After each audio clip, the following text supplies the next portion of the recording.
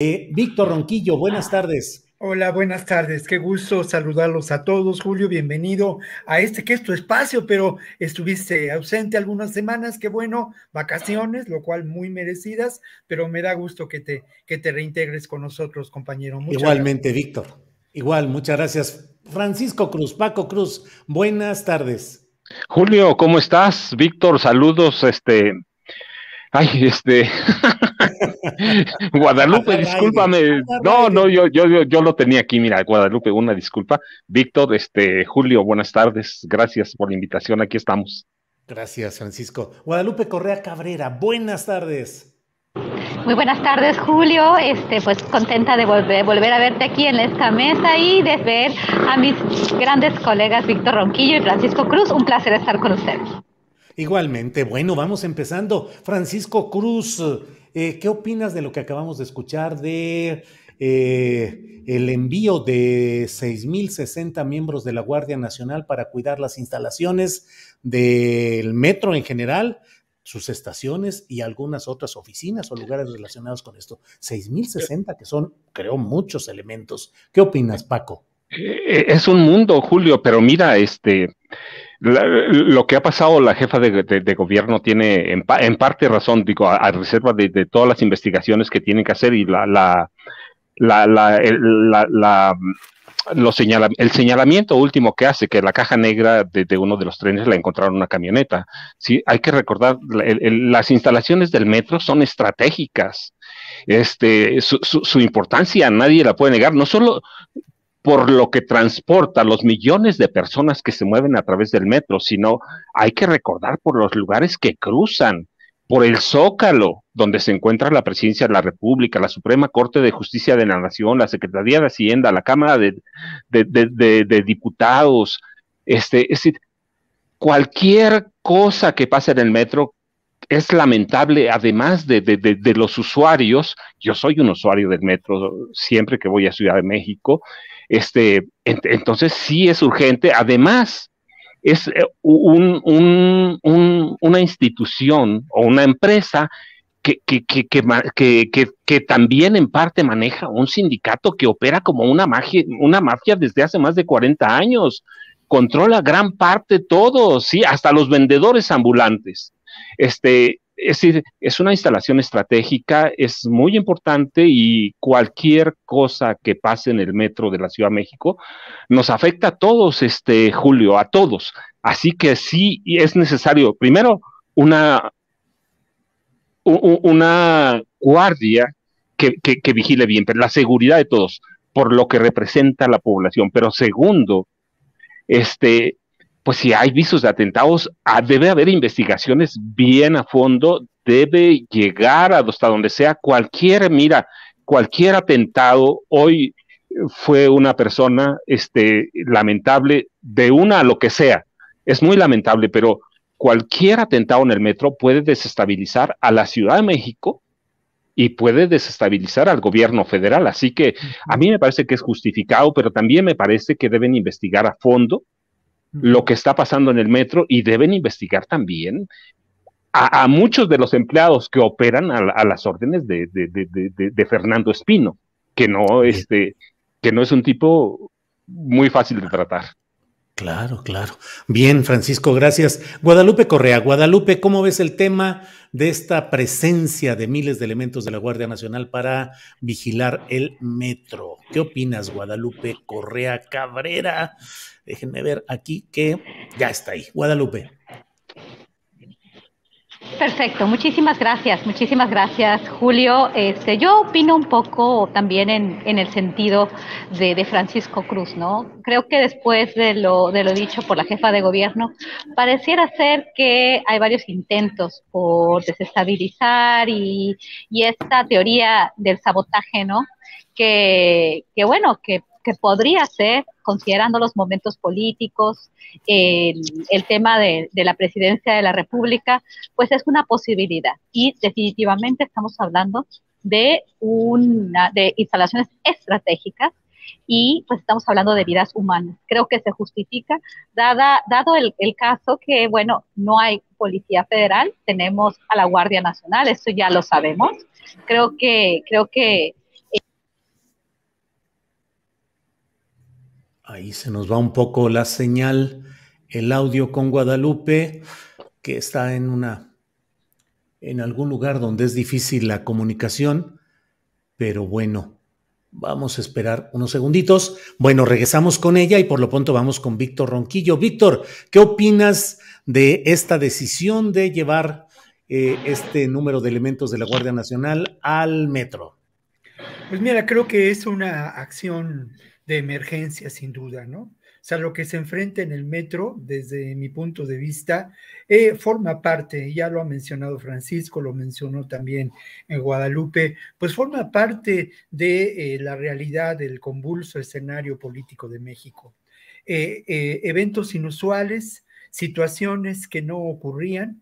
Hay un antecedente, fíjate que la relación entre Fernando Espino y Mancera fue del todo suave, ¿no? No hubo accidentes graves que lamentar, no hubo situaciones de conflicto, y en el caso de la administración de Claudia Sheinbaum, ha habido por lo menos 432 eventos, accidentes, siniestros de distintas magnitudes. Entonces, esto que menciona la jefa de gobierno, de que son eventos inusuales, situaciones anómalas, es muy preocupante. Sobre todo si uno tiene cierta malicia, es dado a la especulación, pues uno puede pensar que al final de cuentas lo ocurrido con el atentado de Ciro Gómez Leiva, este hecho en el metro, pues forman parte, ¿no?, de una escalada de violencia que lamentablemente sufrimos en este país. No hace muchos meses vimos también cómo distintas fuerzas oscuras perpetraban atentados en distintas ciudades del país. Creo que yo lo decía en aquellos momentos, lamentablemente podremos ver que estos hechos escalarán en su intensidad, irán en aumento.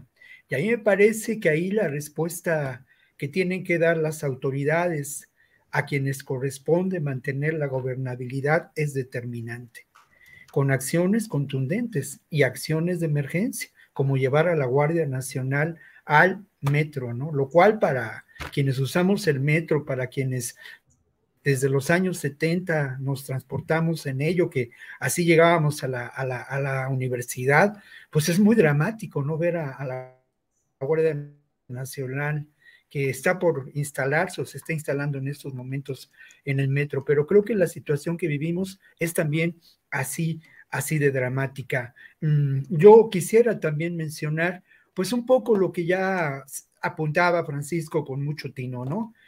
Fernando Espino es un personaje que ha mantenido un control corporativo del sindicato de trabajadores del sistema colectivo a lo largo de más de 40 años. Sus maneras de mantener este control corresponden a la compra de voluntades, a el manejo de recursos por abajo de la mesa, corresponden al nepotismo. Es de alguna manera una expresión muy clara del viejo modo de operar del priismo a nivel sindical, aunque él se ha cambiado en distintos momentos de partido, pero ese control político establecido en los trabajadores es muy importante. Ahora, ¿qué dicen los trabajadores respecto a esta situación? Pues señalan e insisten en que, pues lamentablemente, ni las autoridades ni el sindicato han demostrado que estos presupuestos dados al metro, de los cuales hablaba Claudia Sheinbaum esta mañana en la conferencia de López Obrador, pues han sido usados de manera adecuada para el mantenimiento y para la mejora de las condiciones laborales de los propios trabajadores. Pero también señalan que en buena parte el manejo al interior del sindicato es un manejo gangsteril. ¿Quién puede perpetrar un acto que podemos considerar de sabotaje? ¿Quién puede extraer la caja negra del tren que tuvo el incidente? ¿Quién? ¿O quiénes? Lamentablemente sí, personas ligadas a por una parte, evidentemente, a los propios trabajadores, a este sector del sindicato, que es un sector muy oscuro, y lo otro, ¿no? Tampoco podemos olvidar que el modo priista de gobernar y el sindicalismo al modo priista, el corporativismo, tiene también nexos con el crimen organizado. Y yo creo que es posible la participación en estos eventos, no solamente de los trabajadores, sino la mano negra de la macrocriminalidad que en esta ciudad es cada vez más obvia su amenazante presencia. Y ahí está el caso de Ciro, ¿no? Claro, claro. Víctor, déjame ir con Guadalupe. No sé si nos escuchas, Guadalupe. Solo por audio. Sí, sí los escucho. Guadalupe, no se escuchó la parte en la que ibas avanzando sobre el tema de la Guardia Nacional y el metro. Adelante, por favor. Bueno, espero que me escuchen. Si no me escuchan, díganme. Creo que es un tema muy, muy pertinente, como estoy totalmente de acuerdo con mis colegas Víctor y Francisco Cruz. Es el metro de la Ciudad de México, las instalaciones son estratégicas. El riesgo, después de todos estos eventos que la jefa de gobierno describió, que parecen escalofriantes, podríamos tener eventualmente algún evento terrorista, donde muchas más personas, de cualquier forma, han muerto, ya han sido pues afectados, muchas personas, pero pueden ser afectados muchas más. Al parecer, estos eventos, pues, se han llevado a cabo por personal o por personas que conocen bastante bien, pues, estas instalaciones. Se habla, obviamente, de los trabajadores que pertenecen al sindicato, porque son los trabajadores que laboran para el metro. No lo sabemos, creo que definitivamente, como dice Víctor, se tiene que hacer una investigación muy a fondo. El tema es muy interesante y yo quiero abordar de otra forma cómo la oposición está cubriendo este tipo de eventos, ¿no? Por ejemplo, quisiera leer un tuit de una académica, de Denise Dresser, donde ella señala, ¿verdad? Y es muy, muy, muy preocupante como ella habla, ¿no? De que es una teoría de conspiración del sabotaje, ¿no? Que esto alimenta la militarización. No, señora, de ninguna manera esto alimenta la militarización. Yo lo contestaría a la señora Dresser. Lo que está sucediendo en este momento, tenemos instalaciones estratégicas y con todos estos eventos hay un riesgo de que muchas más personas, que pueden ser cientos o miles de personas afectadas. ¿Por qué? Porque alguien ponga una bomba, porque alguien quiera realmente desestabilizar a la Ciudad de México creando un evento de este tipo, ¿no? Y entonces ver cómo muchos personajes vinculados a la oposición empiezan a hablar de que esto alimenta la militarización. Creo que se justifica que la Guardia Nacional participe de forma coordinada con la Policía de la Ciudad de México para...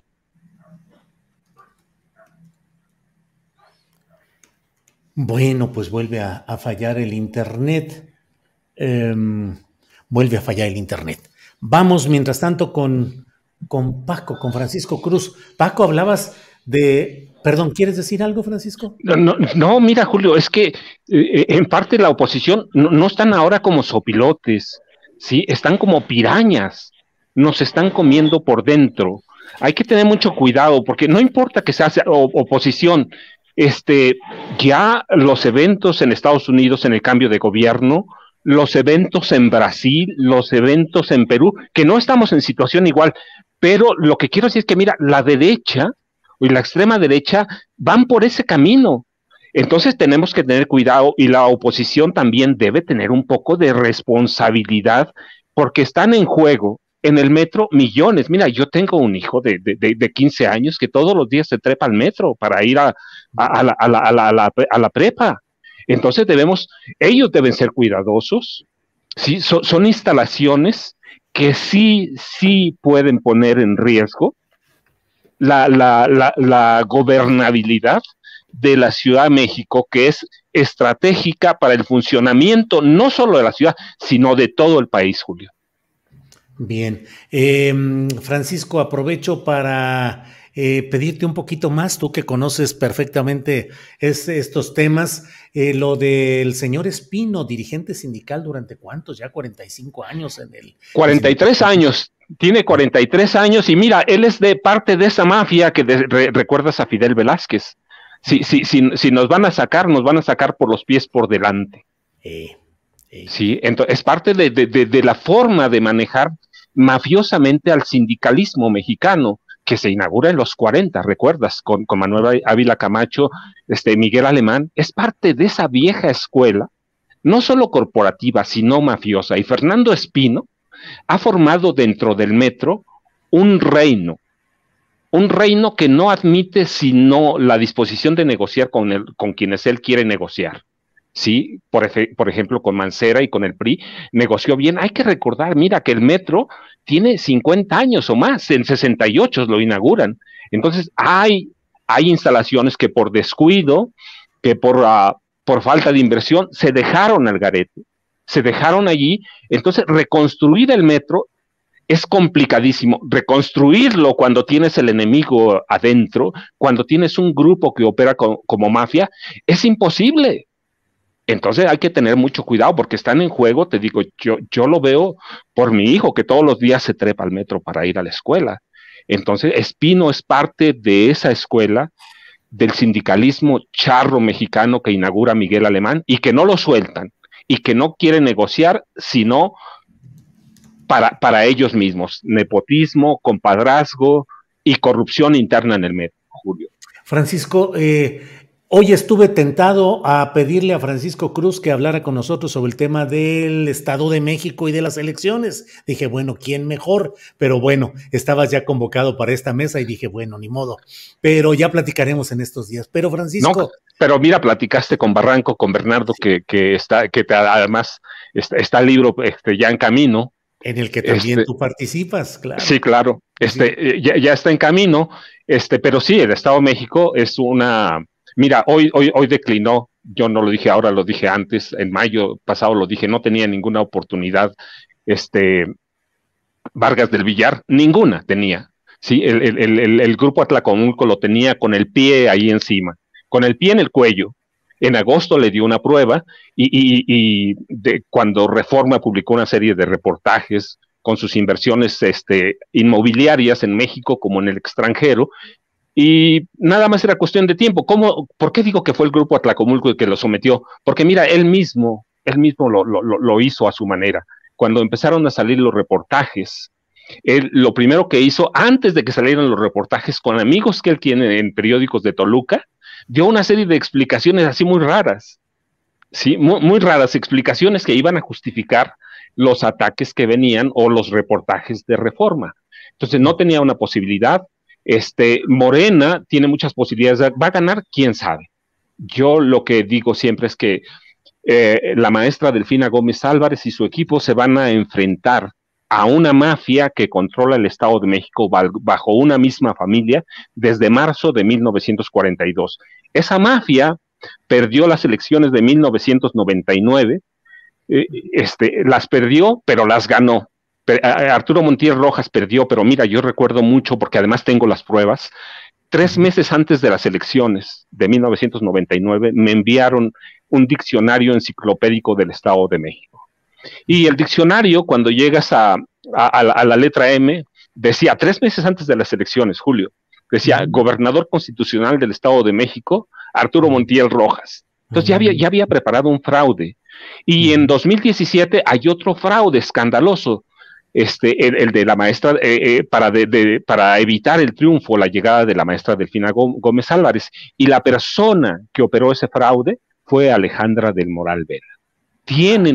Operan como una mafia. Alejandra del Moral Vela era la dirigente estatal del PRI. Entonces lo que te decía Bernardo tiene razón. Morena no pudo defender el triunfo. ¿Por qué? Porque no tenía liderazgos en todo el estado, en zonas donde se alteraron los votos, las casillas. Es una mafia que controla el Instituto Electoral del Estado de México a través de la Secretaría Ejecutiva desde 2004, por un personaje que impusieron Arturo Montiel Rojas y Enrique Peña Nieto, que caminaba directito a la gubernatura, Julio.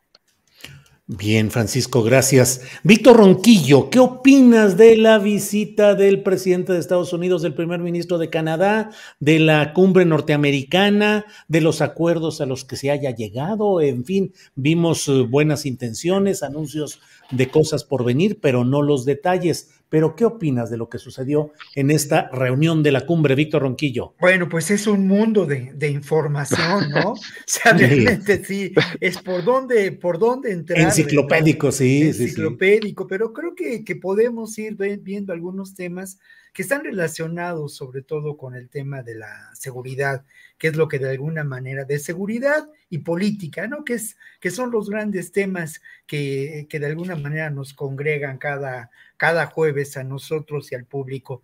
Creo que si le entramos por el tema de la seguridad, que por cierto, esto también hay que destacarlo, no fue el enfoque determinante de este encuentro entre los tres mandatarios de los países de Estados Unidos, México y Canadá. Esto es muy importante porque esto de alguna manera, desde mi punto de vista, es un avance en favor de mejores causas, no porque la seguridad no lo sea, sino porque al final de cuentas se avanzó mucho más en términos de propuestas de desarrollo, en un planteamiento distinto sobre la migración y también en temas que por ahí entró, digamos, al final, vinculados o relacionados con la no discriminación. Pero entrando al tema de la seguridad, a mí me parece que aquí hay dos elementos que no terminan de establecerse en un balance de equidad, de una posible equidad. Mira, no hay duda de que el gobierno actual de México ha dado la batalla en contra del fentanilo.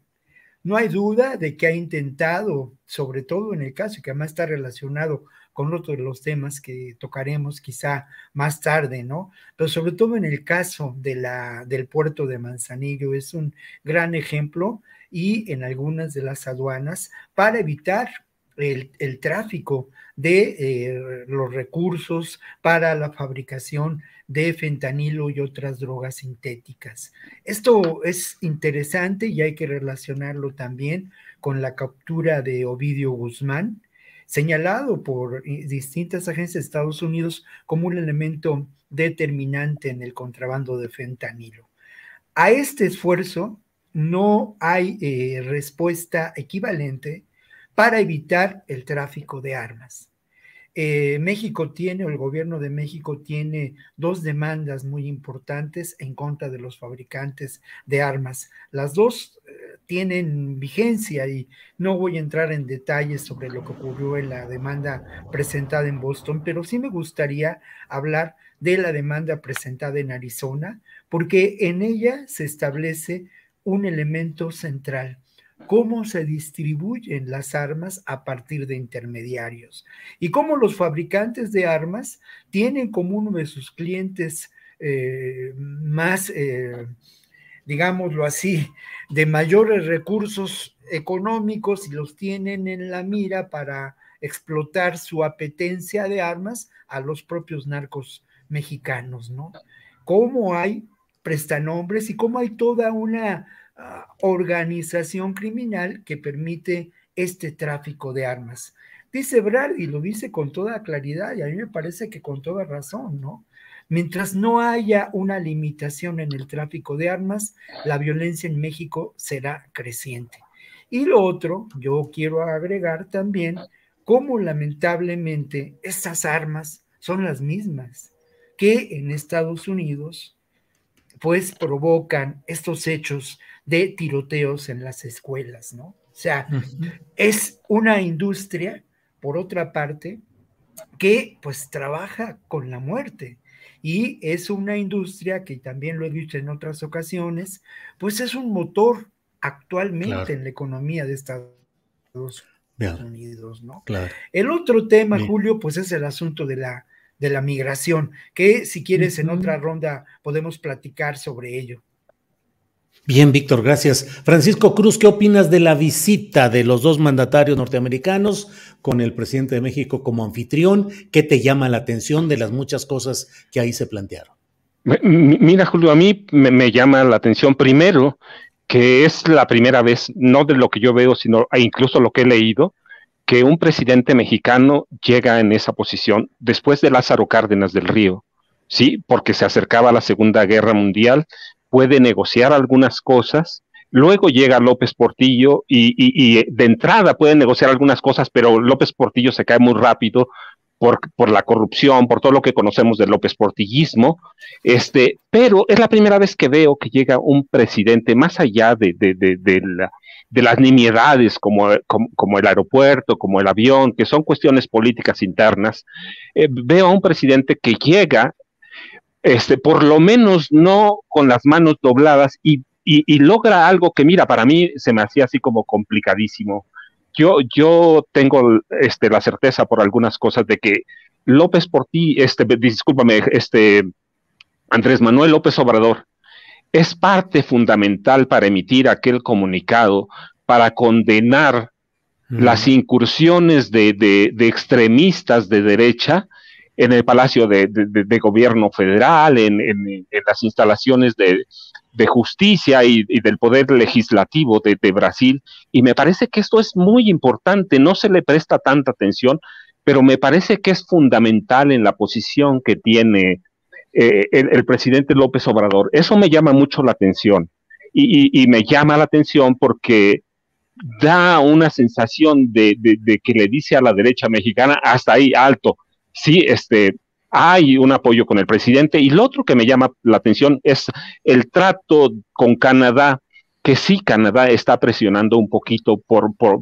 negociar sus propios intereses, sí, y mira, pues, ¿qué tienen? Ellos invierten en minería y tenemos el litio, que está pendiente todavía con el Plan Sonora, que nadie sabe cómo va a funcionar todavía y que nadie sabe cómo va a ser Litio MX ahí en Sonora, pero mira, son los gambusinos modernos.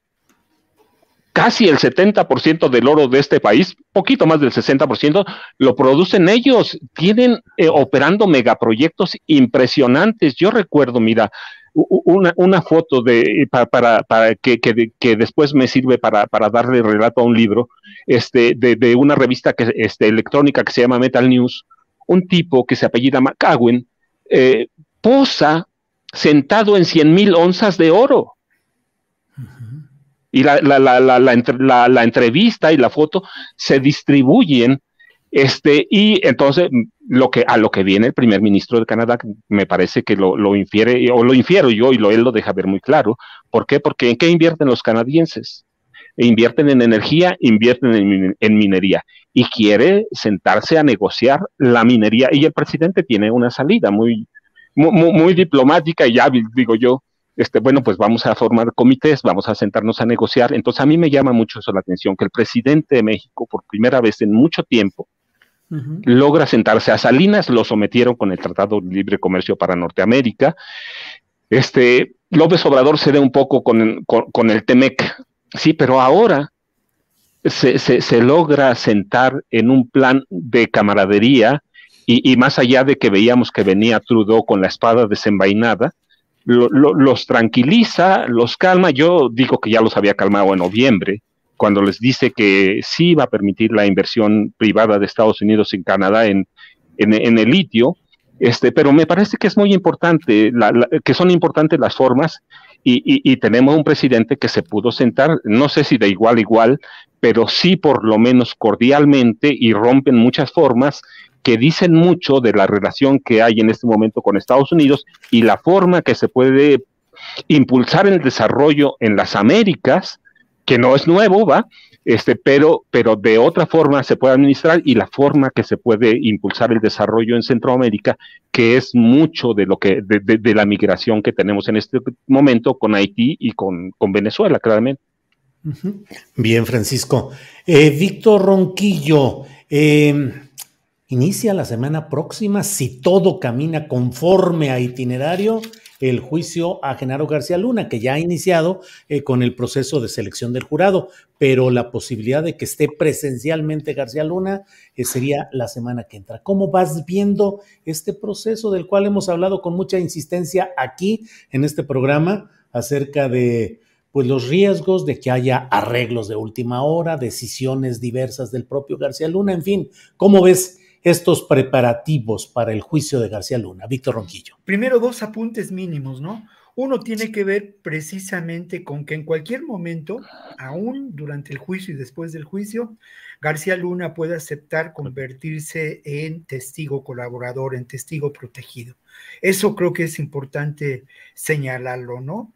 El otro, el otro apunte es que aunque uno pueda pensar por las insistencias por parte de la defensa, por la intención política que indudablemente tiene este juicio en el ámbito de la realidad económica, política de Estados Unidos y de la propia geopolítica, un juicio que podría poner en el banquillo de los acusados al sistema de seguridad en México, quizá nos aporte algunos elementos para, como lo decía la semana pasada, desenmarañar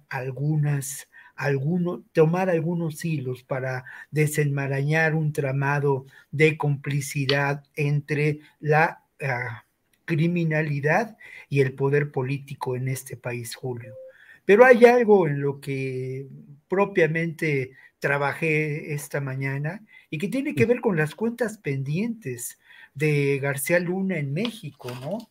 La cantidad de recursos que García Luna generó de manera ilícita, de acuerdo a la Unidad de Inteligencia Financiera y la Secretaría de Comercio y Hacienda y Crédito Público, la Secretaría de Hacienda y Crédito Público en México, ¿no?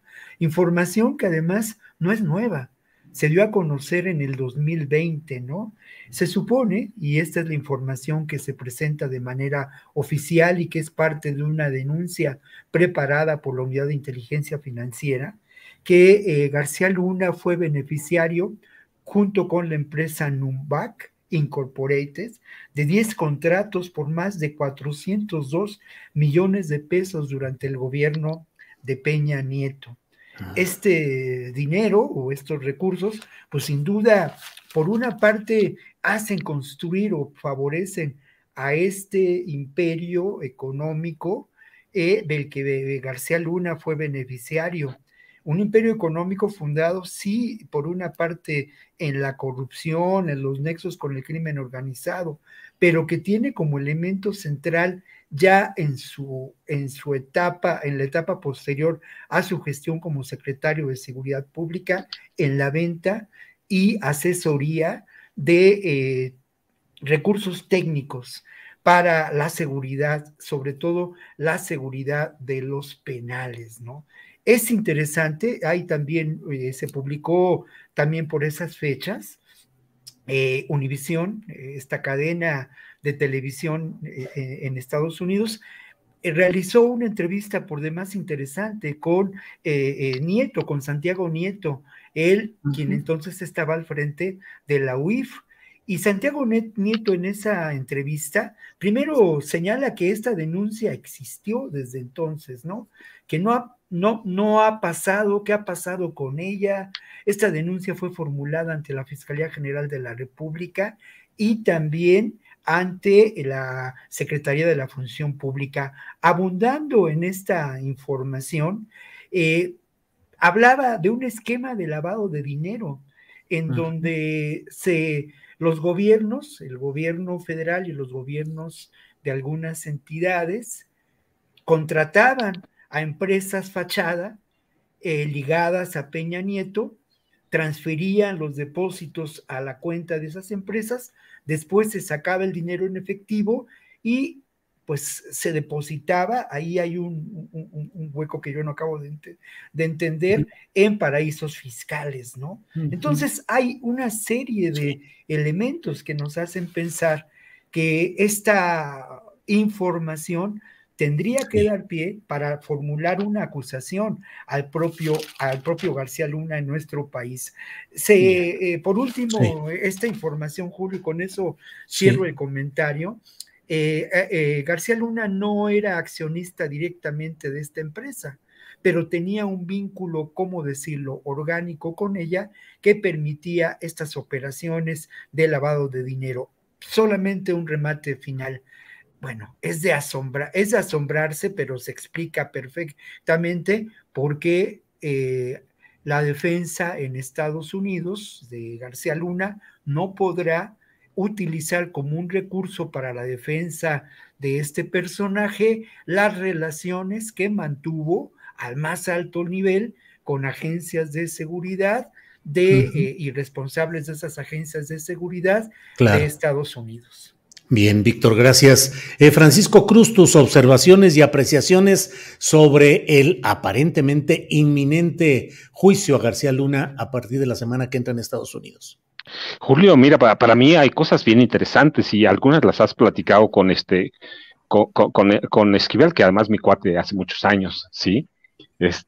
Trabajamos juntos en Notimex, pero él te dijo algunas cosas interesantes. ¿Qué quieren los gringos? Información. Sí, pueden negociar a García Luna, un poco después, pero claro que pueden negociar, pero ¿qué quieren? ¿Qué tiene García Luna que les puede interesar a los gringos? Sí, sí tiene información, pero ¿qué tipo de información tiene? Bueno, mira, tiene 500, en su poder 580,000 carpetas de personajes que van de dirigentes priistas, dirigentes panistas, la élite burocrática y la élite del Poder Judicial de la Federación, y en concreto la Suprema Corte de Justicia de la Nación y algunos magistrados, quienes están involucrados en actos de corrupción, quienes están involucrados en actos de narcotráfico, quienes, mira, te lo digo porque así lo escribí, sí tiene expedientes confidenciales sobre la homosexualidad de algunos exdirigentes partidistas, las infidelidades ocultas, conoce todo el entramado de Martita Sagún para corromper a sus hijos, conoce los secretos de Vicente Fox Quesada y otras perversiones de las élites del PRI, del PAN. Sí, tiene la carnita que les interesa a los gringos, tiene las carpetas y con los expedientes confidenciales de 500,000, por lo menos 500,000 policías que había hasta el 30 de noviembre de 2018 en todo el país, federales, estatales, municipales. Y mira, tiene un amplio diagnóstico detallado, bien detallado, en las llamadas carpetas rojas, que eran los archivos secretos del CISEN. Sí, él sabe cómo y por qué se levantó en armas el Ejército Zapatista de Liberación Nacional en 1994. ¿Por qué él estaba en Chiapas? Él fue enviado por Carlos Salinas de Gortari para eso. Él tiene las carpetas rojas, sabe qué pasó en Chiapas, preparó un informe que nunca nadie conoció. Carlos Salinas de Gortari sé que lo tuvo en sus manos y lo tiró a la basura. ¿Sí? Tiene Genaro García Luna aquello que le importa a la inteligencia de Estados Unidos y seguramente al Departamento de Estado y a la Casa Blanca. Toda la carnita de la corrupción de este país, más allá de que tiene informes, porque él estuvo en eso, sobre la seguridad nacional y cómo se trabaja la seguridad nacional en este país, Julio. Así que es un especialista, hay que decirlo, mira, porque así lo prepararon, un especialista en áreas de inteligencia, en áreas de contrainteligencia, un especialista en el desarme, que no es tampoco poca cosa, de bombas caseras, que es mucho porque tampoco cualquiera lo hace, y tiene los expedientes del CISEN, tiene todos los expedientes del CISEN, él se llevó una copia por lo menos, tiene copias de la Guerra Sucia, tiene copias de los militares, sabe lo que pasó, así que esa es la importancia de García Luna, más allá de que puede negociar estando ahí en el estrado, puede negociar cualquier cantidad de cosas. Claro. Bien, Francisco. Víctor Ronquillo, bueno, para quienes nos están preguntando, la doctora Guadalupe Correa Cabrera no pudo continuar por problemas de internet en el lugar donde estaba. Ya nos había dicho con antelación que estaba en un lugar con complicaciones del servicio de internet. Aún así, hicimos el intento de poder mantener la comunicación, pero finalmente ya resultó inviable. Así es que le enviamos nuestro agradecimiento, saludo y aprecio a la doctora Guadalupe Correa Cabrera, pero bueno, en esta ocasión ya no pudo continuar con su exposición. Víctor Ronquillo, 11 detenidos en el caso de Ciro Gómez Leiva, no se sabe aún el móvil, no se sabe la autoría intelectual. ¿Qué opinas de estos puntos, Víctor Ronquillo? Bueno, yo creo que en cierto modo no se sabe, pero hay ya elementos que pueden indicar lo que mencionábamos, ¿no? Desde que lamentablemente ocurrieron estos hechos. No hay duda de que esto ahora hay pruebas que confirman que se trató de un atentado en donde se buscó ocasionar un grave daño de credibilidad, generar irritación social y además exponer en un punto enormemente sensible al actual gobierno, que es el tema de la seguridad. El grupo de personas que ha sido detenido forma parte de estas redes de macrocriminalidad que existen en la Ciudad de México. Es evidente que poseían una infraestructura para operar, que disponían de armamento y llama la atención el que tuvieran en su poder 4,000 dosis de droga. No se indicó en la información qué tipo de droga, pero dosis para venderse, y se les vincula también a la extorsión. Creo que esto también nos hace pensar en qué características presentan hoy en día estos grupos criminales.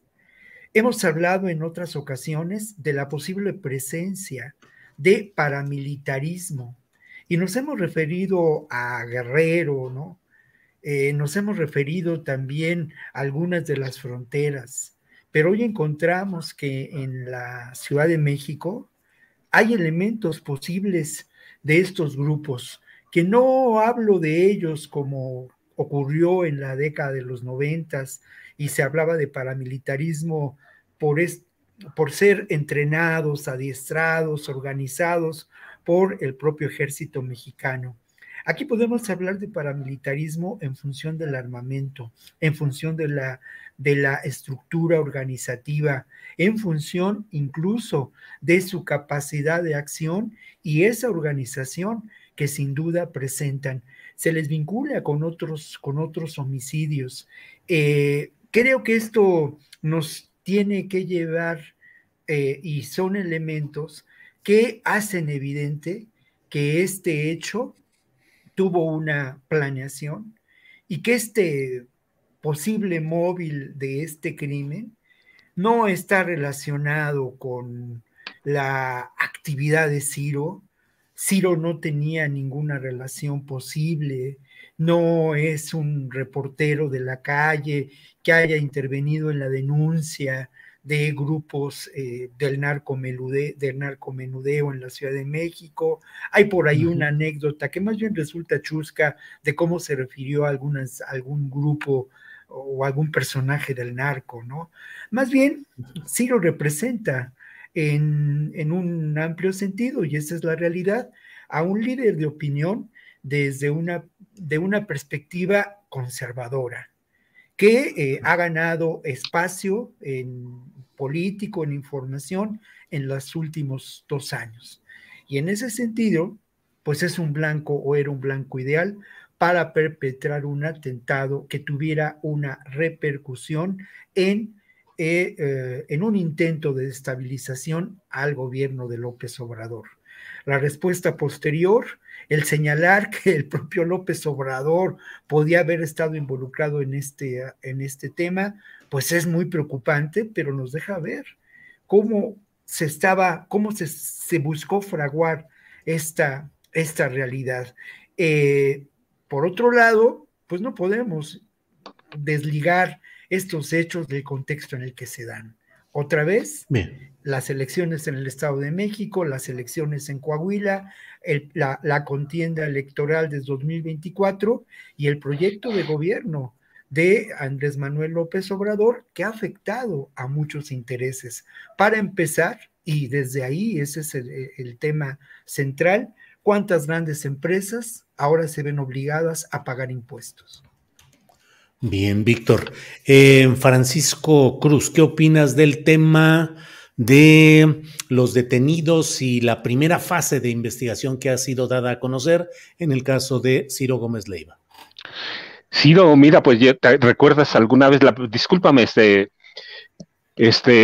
Julio, ¿recuerdas la primera vez que platicamos sobre eso? Te dije, yo siempre soy muy cuidadoso, no importa quién sea.